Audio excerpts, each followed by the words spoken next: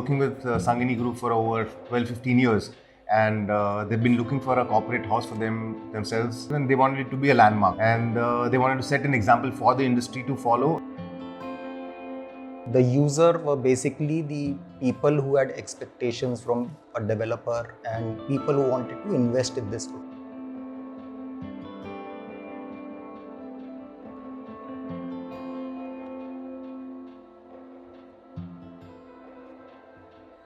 This particular strip of road was envisaged by the local authorities as one of the prime areas of the city. So you see an interesting landscaped walkway in the center of the road. So it's called the Canal Corridor. Just behind this building, they have a housing project that they had already done. And while they were doing the project, they kind of cut off a small piece on the road, around 1200 square yards. The fact that we call it Sanghini House came up from the fact that it is a family business. Everybody in the corporate office is a family. So around 1200 square yards of plot they cut off. But when we got the plot, we realized it was a very odd shaped plot. It was almost like a triangle. There was hardly any conventional floor plate that could have, been worked on in a site like this. So looking at the floor plate and the built form that was possible to achieve in it, we realized that a lot of area went to the setback. They wanted a very rigid, as big a floor plate as possible. So we thought of segregating the core from the main footprint of the building and then connecting it with bridges at various levels. Because every floor has a different function attached to it. We didn't want the movement of people from different floors to affect the functioning of the main floor. Because of the shape of the site, the form is very rigid, and we wanted to articulate it to make it more inviting. The set of requirements they gave us was a huge chunk. We had to kind of unwind and figure out a hierarchy. We realized we could do layers instead of doing a spread. So we knew it cannot be a straight-edged conventional glass building. Articulating the skin of the project, creating spaces at different levels which could be utilized as spill-out areas, and it gives the overall facade of the building a break and gives a lot of respite to the spaces within. In spite of this stark defined areas for a service core and the main floor plate, we wanted the building to look unified, look bigger than what it is, and has a poetic feel to it. So the entire idea of the stone wrap to create the warmth, to scale the building down came up. So what you see eventually is the service core tied with this, or wrapped around with this stone screen.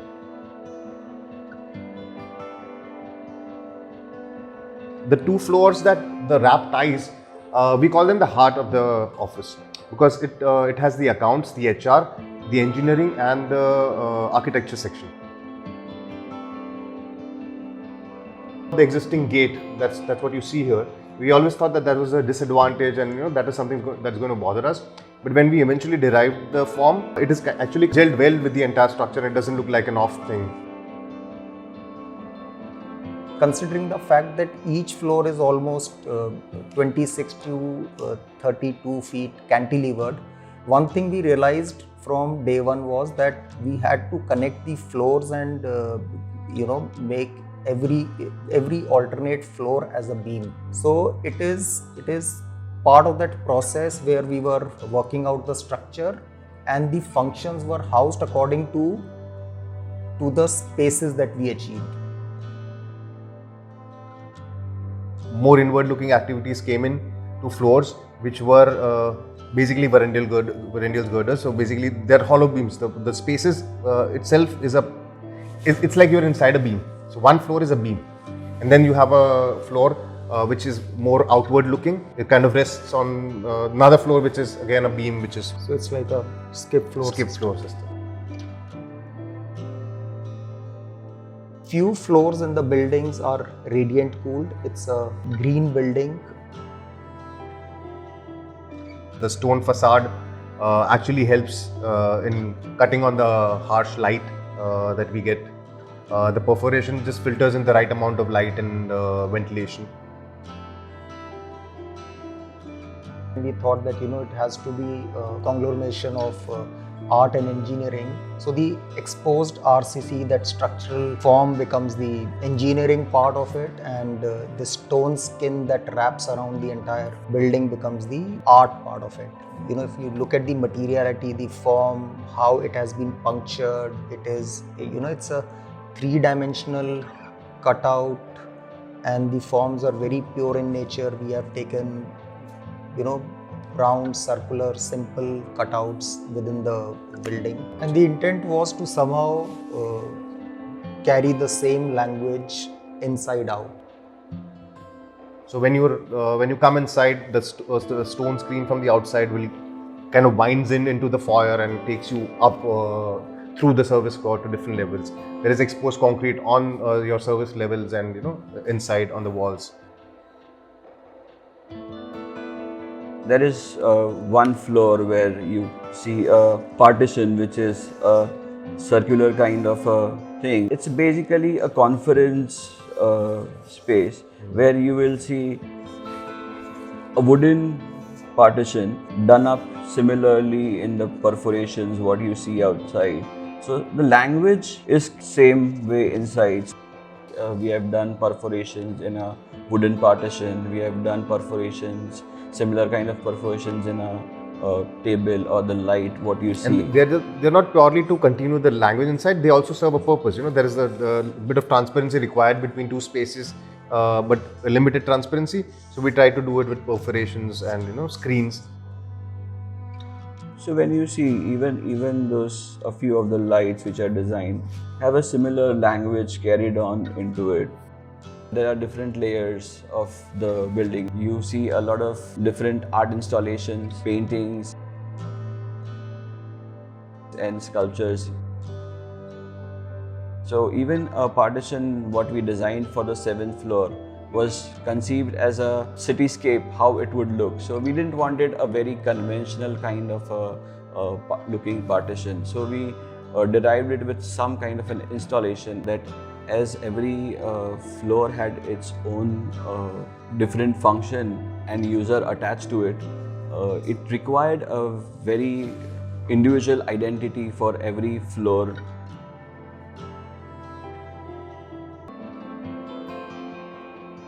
You will find a sculpture which is done by an artist named Vibhor, which really gives an impression of the brand what we are designing for.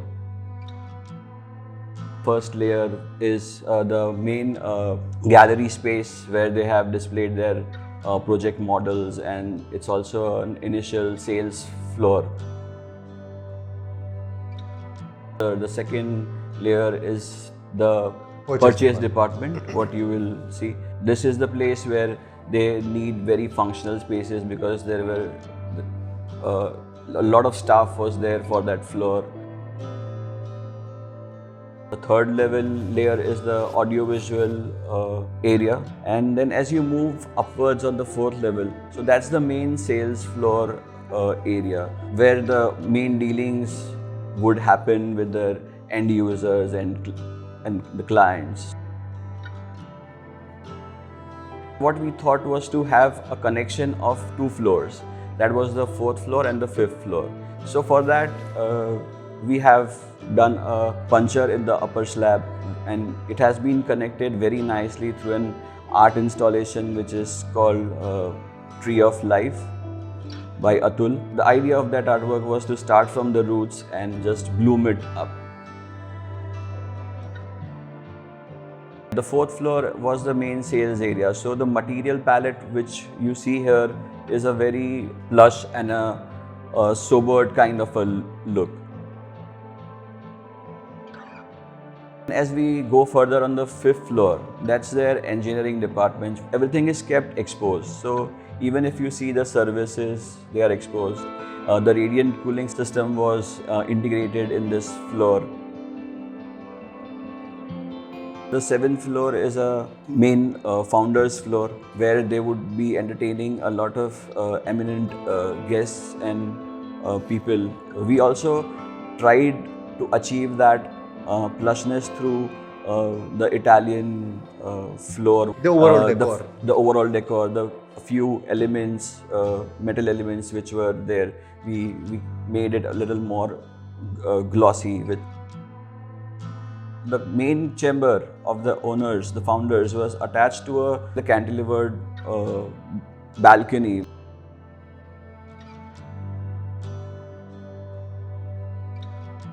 We've applied for a platinum rating for green building. We work towards achieving a green building in a lot of different manners. We have rainwater harvesting done. All the plantations that you see, the creepers falling, are for a purpose. We have solid concrete walls, so it kind of helps cool the concrete down. Shades the southeast.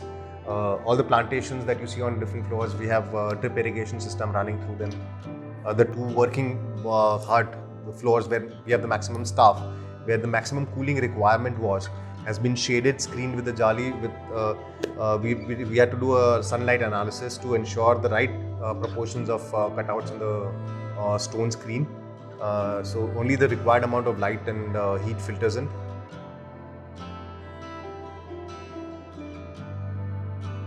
We have solar panel system on the, so a lot of electricity, all the common electricity that you know requirements for the lighting and common areas has been sufficed by the solar system. Even in the interiors, the wood which has been used is a reclaimed wood, which is again a plus factor for a green building rating.